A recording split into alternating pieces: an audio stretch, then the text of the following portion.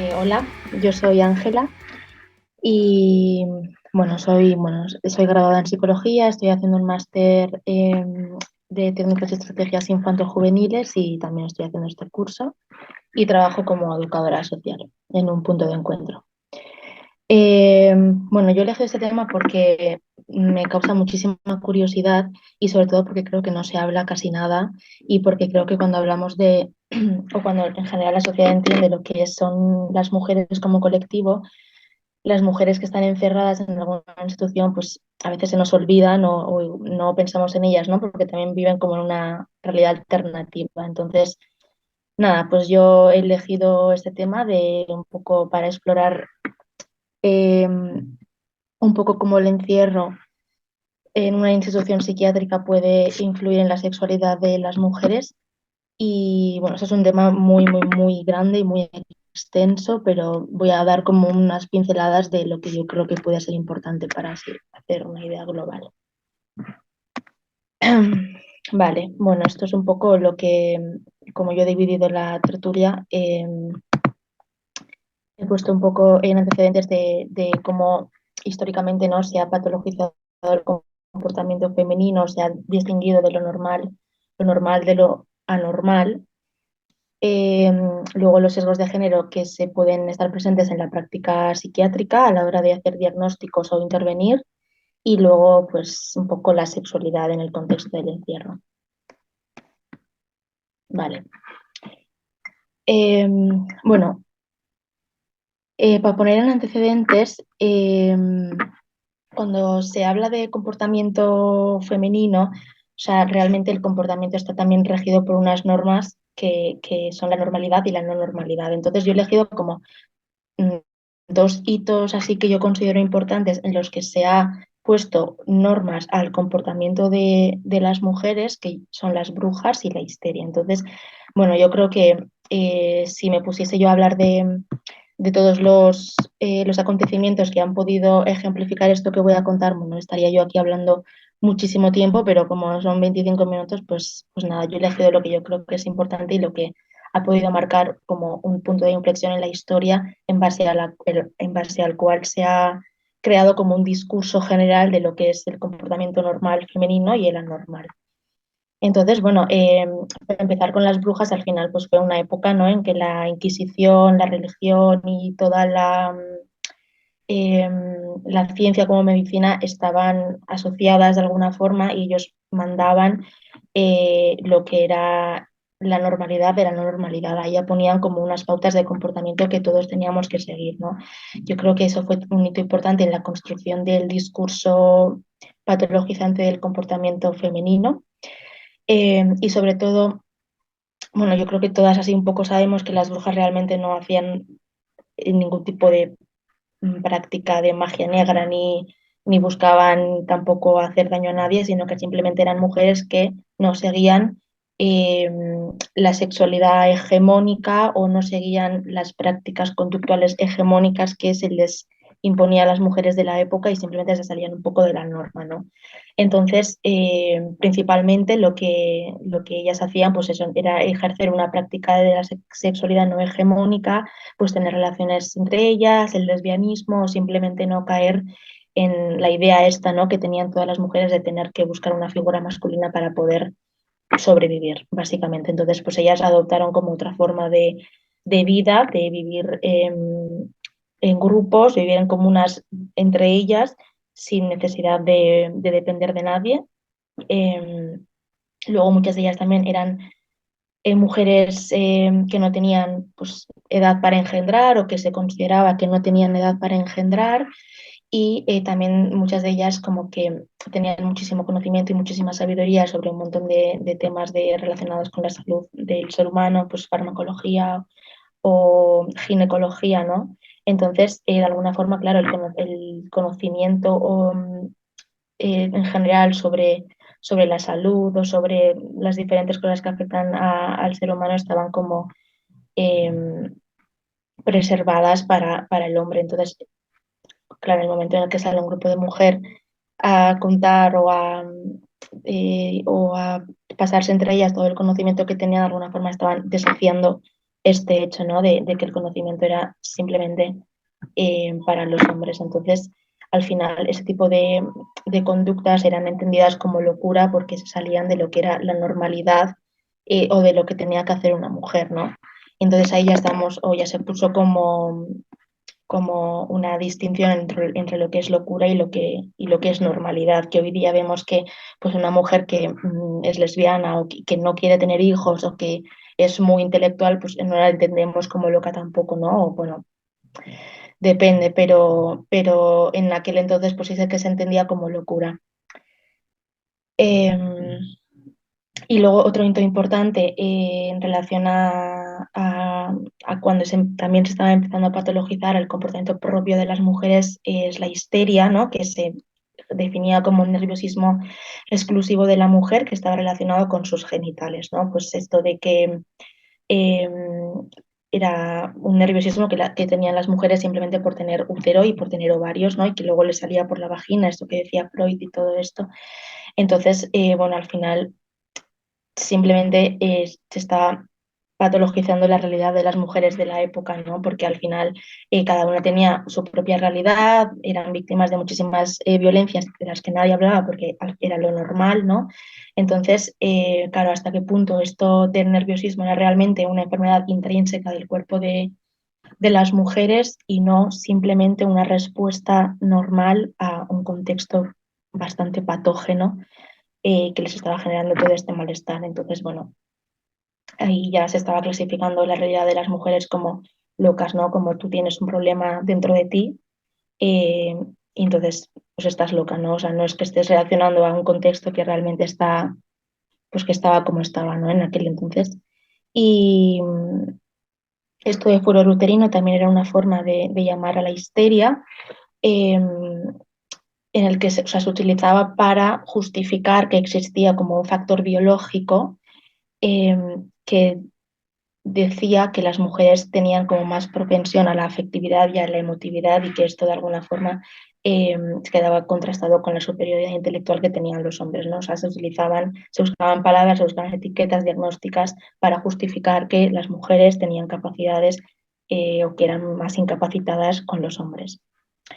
Y también se hablaba de locuras menstruales, que pues eso era como eh, una forma de patologizar la respuesta que tienen algunas mujeres frente a la menstruación, ¿no? Que les llamaban pues inexplicables cambios de humor o ese tipo de conceptos y eso, también o sea, no solo la menstruación, sino el parto y lo que es la menopausia y así al final no se entendía como normal, o sea, no se entendía que una mujer menstruando pudiese actuar como actuaba, ¿no? Sino que ya se estaba patologizando y se estaba poniendo ahí una línea que distinguía lo normal de lo anormal.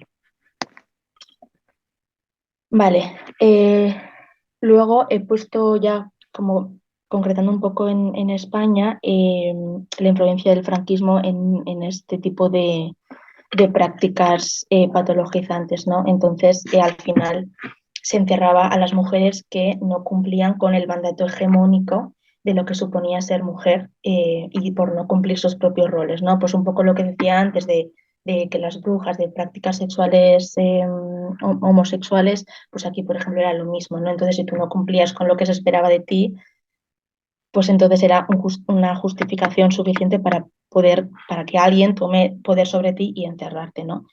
Eh, y luego destaco esto de la sección femenina de la Falange, que no sé si alguna os suena, que fue pues como unos talleres más o menos que hacía Pilar Primo de Rivera para eh, como enseñar las prácticas o sea, las prácticas femeninas que se basaban básicamente en maternidad y en tareas domésticas, ¿no? Es como que ya se estaba inculcando esta idea de cómo tienes que ser, cómo tienes que comportarte y que de aquí no te puedes salir.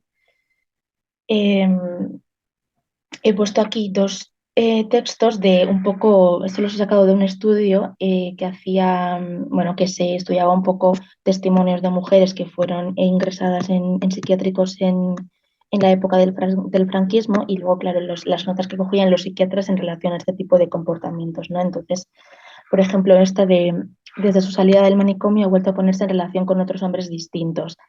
Visitaba algunas salas de baile, conferencias telefónicas, citas. eh, características en su conducta que han motivado sus distintas reclusiones y que se tienen anotadas en su anterior ingreso, ¿no? Y luego aquí esto es importante que nos dice la familia que nada más puede añadir a lo que tenemos anotado, pero que no es posible tenerla en la familia o en casa, ¿no?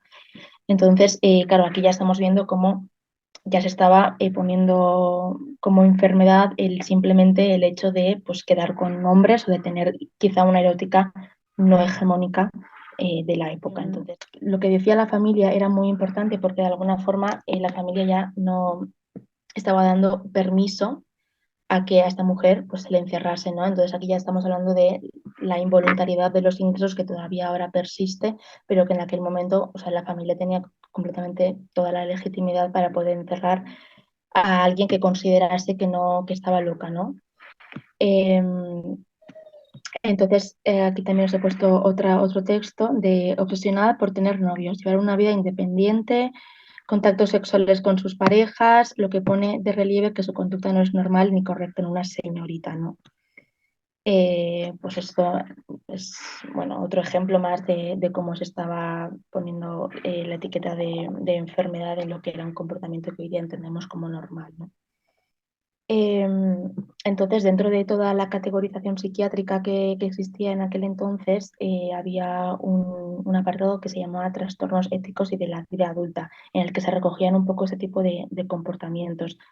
Eh, a la hora pues, de hacer informes psiquiátricos se clasificaban a las mujeres como enfermas de trastornos éticos y de la vida adulta simplemente pues, para legitimar que pudiesen seguir enterradas, ¿no? Y luego, puesto de esto que me llamó la atención, que ninfómana y infómano, ¿no? Que todos sabemos que son, pues, son personas que eh, tienen mucho deseo por las prácticas sexuales. La palabra ninfómano no se recoge en la RAE, entonces pues esto ya nos está dando un indicio de cómo entendemos la propia sexualidad de las mujeres, ¿no? O el hecho de el concepto de mujer pública y hombre público, que mujer pública se entiende como prostituta y hombre público se entiende pues como un hombre muy exitoso y demás. O sea que al final es simplemente la misma nomenclatura, pero que tiene una explicación diferente, obviamente marcada por el género, ¿no? Eh, a ver, esto, vale. Entonces aquí ilustro un poco los sesgos de género que se puede tener a la hora de hacer un diagnóstico o de ejercer alguna práctica psiquiátrica. Entonces, bueno, esto de situación política y cultural, al final todos crecemos bajo el mismo sistema político y sociocultural y ser psiquiatra o ser profesional de la salud tampoco te exime de poder poner en práctica ese tipo de sesgos, ¿no? Entonces, que todos crecemos bajo el mismo sistema y eso no quiere decir que por ser profesional en un ámbito vayamos a ejercer nuestra práctica más de forma más cuidadosa en ese sentido.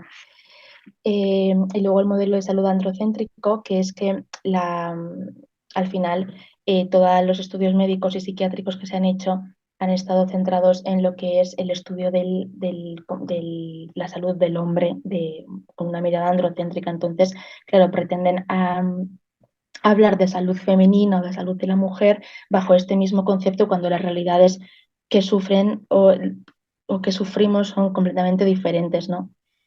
Y entonces por eso mismo se entiende la normalidad como la normalidad masculina.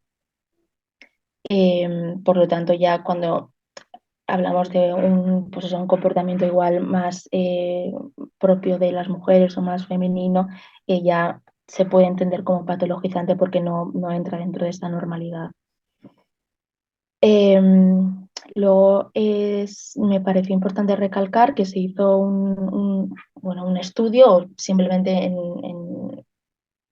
en los 80 se hizo pues un estudio, no sé si llamarlo estudio porque tampoco me parece, pero bueno, que si más se midió, se comparó el cráneo de las mujeres con el de los hombres y se entendió que el cráneo de las mujeres era como más pequeño. Entonces esto sirvió para legitimar o para de alguna forma justificar que de por sí las mujeres tienen una capacidad intelectual menor eh, y para ya marcar ahí otra diferencia de género, ¿no?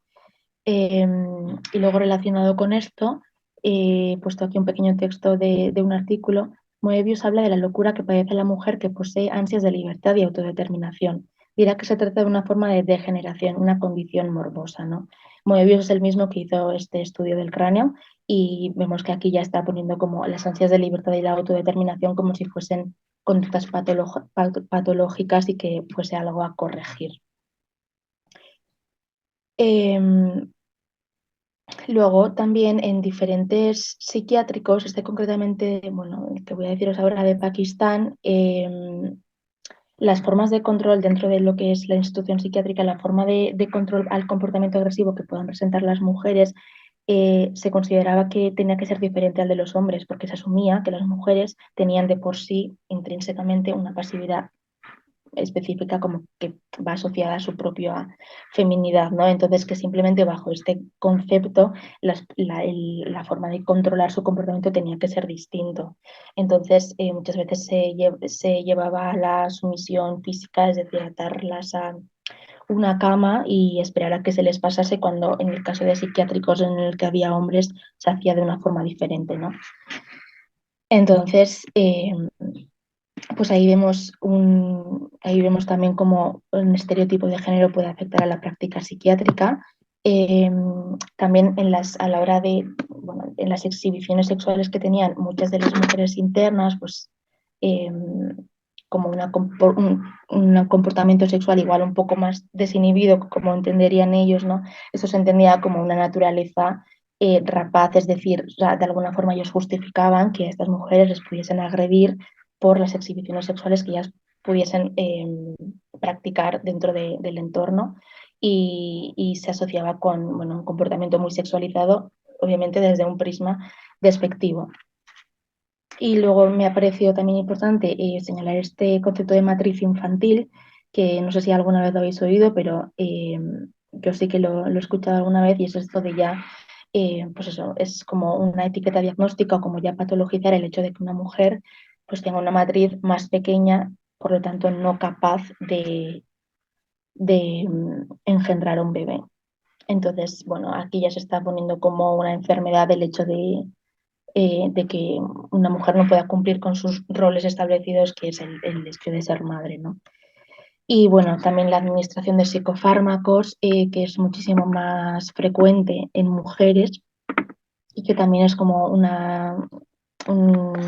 algo silencioso, algo de lo que tampoco se habla y que tampoco hablan ellas porque causa muchísima vergüenza, ¿no? Entonces, aquí ya vemos que al final son mujeres que están intentando hacer eh, sobrevivir al día a día, a las violencias de las que son víctimas, ¿no? Que sobre todo esto fue algo que ocurrió sobre todo en los 80 en Estados Unidos y tal, y eso eran mujeres que estaban relegadas al ámbito doméstico y a las que se les recetaban un montón de psicofármacos, ¿no? Que en lugar de quizá pararnos a reflexionar un poco la realidad de las mujeres y de que igual están mal porque el patógeno está en el exterior y no en el propio cuerpo de cada una, ¿no? Y luego ya eh, relacionándolo con la actualidad, el trastorno límite de la personalidad, que es un diagnóstico que es muchísimo más frecuente en mujeres.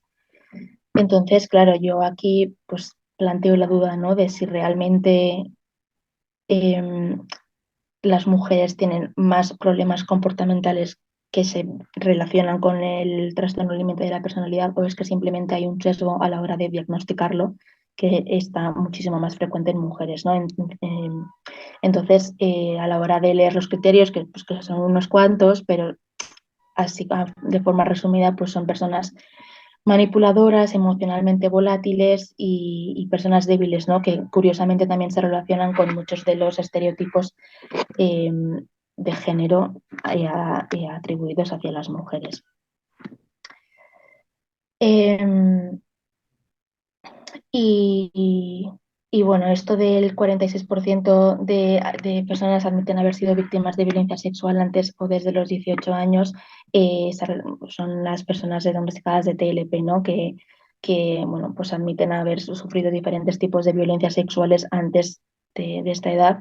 Por lo tanto, claro, quizá también dejo ahí el interrogante de si simplemente estas conductas o estos comportamientos son una respuesta a toda la violencia que han sufrido durante su vida o no, ¿no? O sea, creo que también ahí hay una clara relación entre el comportamiento que tienen ellas y todo lo que han sufrido anteriormente.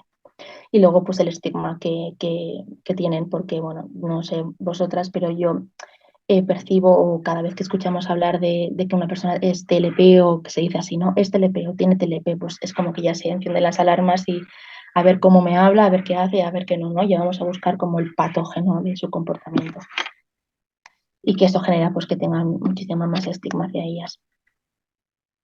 Vale. Y bueno, lo que os decía relacionado con este dato del 46%, eh, muchas de las mujeres antes de un encierro psiquiátrico, antes de un diagnóstico, han sufrido diferentes tipos de violencia sexual por parte de familias, por parte de maridos, de familiares, ¿no? O de cualquier persona que les pueda, que pueda estar alrededor de ellas. Y muchas veces cuando han tenido algún tipo de ataque de pánico o cuando su comportamiento se ha salido un poco de la normalidad de forma pública, pues también se ha hecho uso de la intervención policial para contener esto, ¿no? Entonces, pues eso. Y luego también muchas de ellas son madres y el hecho de estar encerradas en un centro psiquiátrico o el hecho de, antes de estar encerradas, el hecho de comportarse de esa forma ha generado en ellas muchísima vergüenza y muchísima culpa porque no han cumplido con su rol de madres de forma adecuada y no han cuidado de sus hijos como se esperaba de ellas, ¿no? Entonces, bueno, ya dentro de lo que es el encierro psiquiátrico y el diagnóstico, eh, los efectos de la medicación psiquiátrica hacen pues, que las mujeres tengan muchísima menos libido o que se disminuya el deseo sexual y esto al final pues, hace que no puedan disfrutar de su sexualidad plenamente, ¿no? Dentro del encierro y también el hecho de la vulneración de la privacidad y de la intimidad, que hay cámaras en todas partes, que siempre van al baño con una persona que las vigila, pues al final esto genera que tampoco se pueda una vivir su propia sexualidad de forma natural, ¿no? Eh, y luego también la prohibición de las prácticas eróticas con otras compañeras también eh, en los centros psiquiátricos no se permite, ¿no? Que entre usuarios tengan prácticas eróticas y esto pues la verdad es que está bastante limitado y, y bueno, las prácticas eróticas homosexuales también van a juicio, ¿no? Y sobre todo hace años en los que pues ya sí se patologizaba la homosexualidad, se patologizaba la transexualidad, el hecho de poder tener prácticas eróticas dentro de una misma institución, sobre todo cuando compartes espacio con otras mujeres, pues esto también pues, se mira a ver si es normal, si no es normal, si lo haces porque tienes este diagnóstico psiquiátrico o no. Y bueno, dentro de este contexto de la sexualidad en el encierro, creo que es importante también hablar de agresiones sexuales que ocurren dentro del encierro, ya no solo por parte de otros usuarios, sino también por parte pues, de profesionales, ¿no? Y,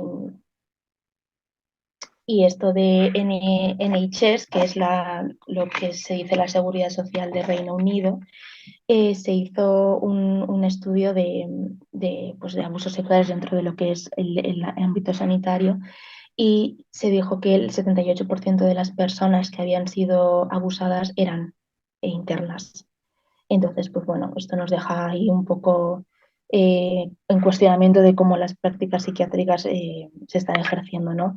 Y la sumisión química y física, que es también como un facilitador a la hora de ejercer una agresión sexual, porque tú te tomas una pastilla y eso te puede debilitar completamente o te pueden atar de pies y de manos y ahí estás completamente anulada. Entonces, claro, esto ocurre y tú, o sea, te expone a una agresión por parte de otra persona porque tampoco, o sea, estás completamente anulada, no te puedes defender. Entonces, pues bueno, que esto ocurre y sobre todo también el cuestionamiento del testimonio, ¿no? Porque tú ya tienes un diagnóstico psiquiátrico, si tú dices que has sido abusada, ahí ya entra un debate de si lo estás diciendo porque estás loca o lo estás diciendo porque realmente ha ocurrido, ¿no? Entonces la palabra de un médico pues, con muchos años de experiencia o que está haciendo su trabajo frente al de una mujer pues, que no es nadie a ojos de la sociedad y que tiene un diagnóstico, ¿no? Entonces ahí se cuestiona mucho el testimonio que pueda decir. Y, y, bueno, la supresión de las prácticas eróticas, al final en psiquiátricos en los que solo son de mujeres, como en las cárceles, no hay vía a que se pueda realizar pues, un encuentro sexual. Entonces, muchas veces esto lleva a prácticas eróticas con otras mujeres también compañeras. eh, y bueno, pues simplemente es la necesidad de cariño, la necesidad de compañía en un entorno tan frío y tan hostil, pues al que al final lleva a que entre ellas haya lazos y que se interrelacionen. Vale. Y luego esto ya es la sexualidad, pues después del encierro, de cómo, y del diagnóstico sobre todo, ¿no? De cómo puede afectarnos. Y creo que tiene un gran impacto emocional, sobre todo porque hay un estigma de cuando tú tienes un diagnóstico, hay un estigma muy grande. La gente, en el momento en el que sabe que tú estás diagnosticada, te trata de una forma diferente, ¿no? Entonces, esto puede generar a que lo ocultes, a que tengas bajo autoestima por haber sido diagnosticada de tal forma, no sentirte a gusto con tu propio cuerpo, no sentirte a gusto con tu propia sexualidad, entonces que esto puede llevar a conductas restrictivas de la propia sexualidad, a quizá evitar el contacto sexual con otras personas por, bueno, vergüenza, miedo y etcétera, ¿no? Y bueno, la experiencia traumática que pueda haber ocurrido dentro de los centros psiquiátricos también pues puede, yo creo que pues disminuir el deseo sexual, ¿no? El haber vivido diferentes situaciones de violencia o contenciones eh, forzosas o ese tipo de prácticas pues puede generar en una muchísima inseguridad, ya no solo sexual, sino a la interacción con los demás y demás, ¿no? Y bueno, lo que he dicho antes de la medicación psiquiátrica, que se medica dentro, pero claro, al final, pues si se sigue haciendo un seguimiento psiquiátrico, la medicación persiste en muchas ocasiones. Entonces, pues esto también deja un poco en cuestionamiento el deseo sexual que tengan las personas, ¿no? De, pues a ver, pues si soy o tengo un diagnóstico, si soy loca, pues quizá también tengo derecho a poder vivir mi sexualidad de forma libre y plena, ¿no? Y luego también me parece importante el aislamiento de las redes de apoyo, porque sí que es verdad que bueno, tú puedes tener un contexto, una familia pues que te apoye o un grupo de iguales que también sirva como un factor protector, pero muchas veces si el aislamiento es prolongado, eh, esto lleva a que tú te separes un poco de ese grupo de referencia y esto puede hacer que te sientas sola o que tú intentes buscar redes de apoyo dentro de la institución o que simplemente no las tengas, ¿no? Entonces, al final aislarte de las personas que quieres también puede ser un factor de riesgo para que, o sea, para tu propio bienestar, porque yo considero que el grupo de iguales es muy importante para poder tener un bienestar psicológico pleno. Y luego también pues la falta de control sobre el propio cuerpo, porque al haber estado en una institución que controla básicamente todo lo que haces, ¿no? Eh, creo que puede generar que las propias personas que estén institucionalizadas tengan falta de control sobre el propio cuerpo, las propias actuaciones, de qué digo, qué no, qué hago y qué no, ¿no? Y incluso igual en una vez finalizado el encierro puedo estar en situación de alerta, o con muchísima ansiedad porque no puedo decir esto, no puedo quizá levantar la voz por las consecuencias que yo pueda tener y demás, ¿no? Entonces, bueno, ya para finalizar, creo que no hay mucha información relativa a la sexualidad de este colectivo. Por un poco lo que he mencionado al principio, que parece que cuando hablamos o cuando pensamos en mujeres no se nos vienen a la cabeza las mujeres que están institucionalizadas. Eh, también creo que no se le da importancia a la hora de hacer una práctica terapéutica, una práctica psiquiátrica, no se le da importancia a la sexualidad de estas mujeres, ¿no?